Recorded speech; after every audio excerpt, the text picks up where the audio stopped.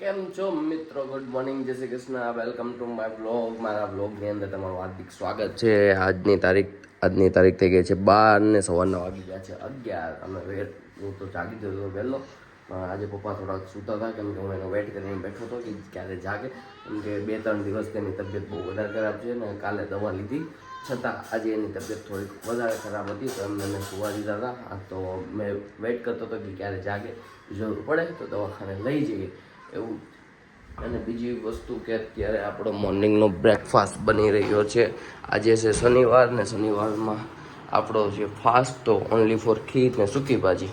પણ હું અત્યારે ખાધા વગરનો જઈશ, હું ખાલી ઓનલી ચા દૂધ પીને જઈશ કેમ કે મારે ઓફિસે જવું છે ને મારે થોડું મોડું થઈ ગયું છે એટલે. હું કે મમ્મી જય શ્રી કૃષ્ણ.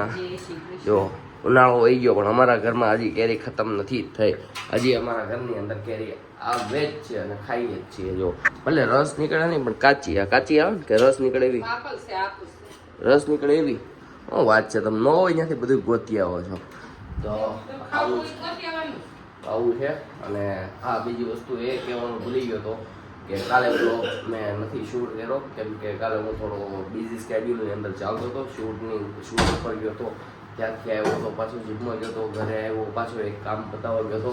તો થોડા કામમાં બિઝી સ્કેડ્યુલની અંદર મેં કોઈ બ્લોગ શૂટ નથી કર્યો. તો આજ સાંજે મતલબ કાલ સાંજે મારો બ્લોગ નહીં આવ્યો હોય તમે જોયું હશે તો, પણ હા આ બ્લોગનું જરૂર રાખીશ. તો આવું છે. તો ચાલો ફટાફટ જે ચા દૂધ બને પીને આપણે ઓફિસ જવાનું છે તો ઓફિસ જઈએ ને થોડું ફોટો એડિટિંગનું કામ છે તો એ પતાવી દઈએ. આપણે પાછા ઘરે આવી ગયા છીએ, વાપસ ઘર પે આ ગયા. હિન્દી ગુજરાતી બધું મિક્સ હાલ્યા છે. ઓફિસે કામ હતું, ઓફિસે કામ પતાવીને ત્યારે સાંજના વાગી ગયા છે, 7:45 થઈ ગયા છે અને અત્યારે આપણે પાછા ઘરે આવી ગયા છીએ. ઘરે આવતાની સાથે જ મમ્મી પપ્પા તો બહાર જમવા ગયા છે. પણ 2 દિવસથી મારી વાલેડી નહોતી તો આજે મારી વાલેડી આવી ગઈ છે.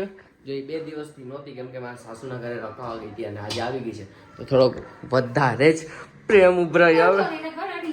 હું અડી જાય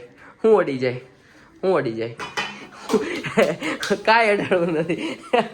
હાલ અરે નહીં કરું હાલ રસોઈ કર.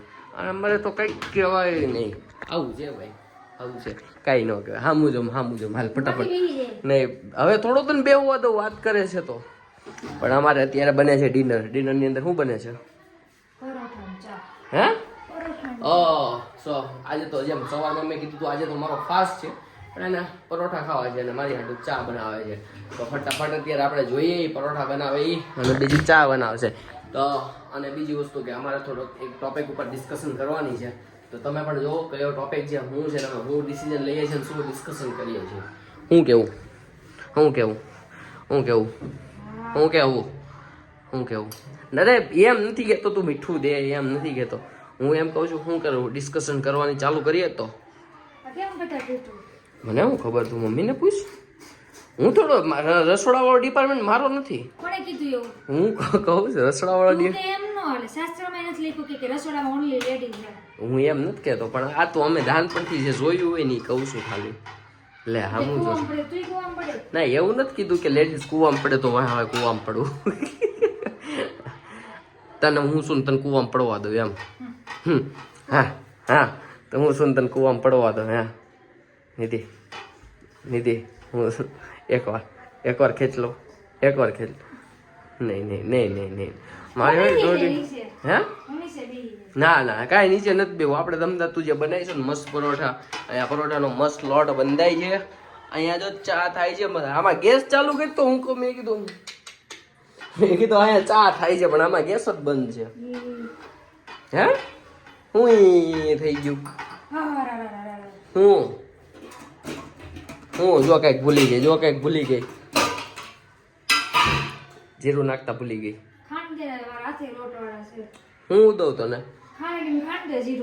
ક્યાં લે વ્લોગ બનાવતા ભાઈ આવું પણ કરવું પડે છે ફટાફટ. કેટલું ખાંડવાનું છે? દસ્તો તો દે એમને કે હાથથી તો નહીં ખંડાય. તો હાવ ભૂલી ગઈ પણ તો અહીંયા કહું છું ખરા રસોડામાં કોઈ દી ઘેરો નથી. શીખીએ જ છીએ. આ હું કરું છું તો આ ખાંડતા શીખતો નથી. શું કરું છું? તારા જ બનાવવાના છો? તારા જ બનાવવાના મારે છો? હવાર હાટે કરું ઓર કામ વધારે છે બેઠી બેઠી. તો એમ નથી કે હાથ બતાવીએ. લે પણ તો હાથ નથી બતાવતો તો શું થયું? અહીંયા લે લે લે તો ત્યાં મને કીધું ચાલુ કરી દો. તને એમ નથી હાથ લોટ વાળા ઓલી એક હાથે ભાઈ અમારે એને થોડીક મગજમારી ચાલુ છે તો ચાલો ફટાફટ એને પેલા હું જીરું એને ખાંડી દઉં બધું એને રેડી કરી દઉં પછી હું કે અમે શાંતિથી વાત કરીએ. આવું છે. હાલ પેલા ફટાફટ હું કે આ ખાંડવાનું છે બીજું શું કરવાનું છે? એક હાથે બધું કરું થોડું કરાય. હા હું કરું છું હાલ હું કરું છું હવે. આમ જો રસોઈ કરતા કરતા હું કે જો કોનો ફોન આવ્યો આમ જો આ બેઠી લંડન બેઠી હું કે બધા વહીવટ કરે છે આમ જો બ્લાઉઝ કેવું સીવડાવું કેવા નવરાત્રીની અત્યારથી તૈયારી કરવા માંડી. ક્યાંની તૈયારી કરસ? નવરાત્રીની. હા તમારે નવરાત્રી કરવા આવવું હોય ને તો તમારે સુરત આવવું પડે. લંડનમાં કઈ નવરાત્રો ન થાય અહીંની જેવો. નવરાત્રીમાં લંડનમાં પણ નવરાત્રી થાય છે. ના ખબર હોય ને તો કહી દઉં. હા ઈ એક દી થાય એમાં હું નવે કઈ નવ દી થાય. ના એક દી નવે 9 દિવસ. એક હવે 9 દી માં હું હોય ત્યાં પણ અહીંયા કે બાર અહીંયા જેવી મજા નો આવે. દશેરાના દિવસે રાવણ મારવામાં તમને બનાવવાનું.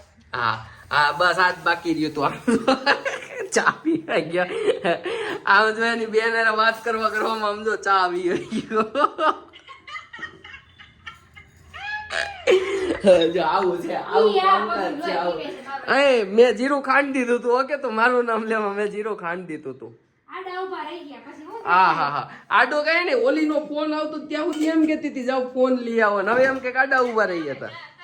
એક તો અમે જાડા થઈ ગયા છે. જીમમાં જાય છે હમણાં. જીમમાં જાવ છું તને ખબર છે? જીમમાં જાવ છું હતું કે લગન પછી મને શાંતિ મળશે પણ જોવો આમ જોવો અહીંયા લોટ બંધાય છે અહીંયા વાત થાય છે ને આમ જોવો આટલી મહેનત કરવી પડે. જો મસ્તી ન છે ને એમ જો મિત્રો તમે આગળ જોયું જ્યારે નિધિ પરોઠા વળતી હતી ત્યારે એ મારી સાળી જોડે વાત કરતી હતી ત્યારે સડનલી મારા જીમ ટ્રેનરનો કોલ આવ્યો અને હું જીમમાં ચાલ્યો ગયો ત્યારે બ્લોગ ઉતારવાનો ટાઈમ નહોતો મળ્યો. તો અરાઉન્ડ 9:30 હું જીમમાંથી આવ્યો અને અત્યારે વાગી ગયા છે રાતના 10 વાગી ગયા છે અને મને અત્યારે બેનનો ફોન આવ્યો છે કે મારી ઘરે ગેસ્ટ આવ્યા છે તો તું પણ અહીંયા આવ. મારે નહોતું જવું પણ હું જાઉં છું કેમ કે મમ્મી પપ્પાને એ લોકો પણ ગેસ્ટ આવ્યા છે તો ત્યાં ગયા છે. જો મને અહીંયા ટાઈમ મળશે તો એવું લાગશે તો હું કંઈક કેપ્ચર કરવા જેવી મુમેન્ટ મળશે તો ભાઈ આપણો બ્લોગ ત્યાં કન્ટિન્યુ કરશું. આ બ્લોગને આપણે અહીંયા જ પૂરો કરીએ.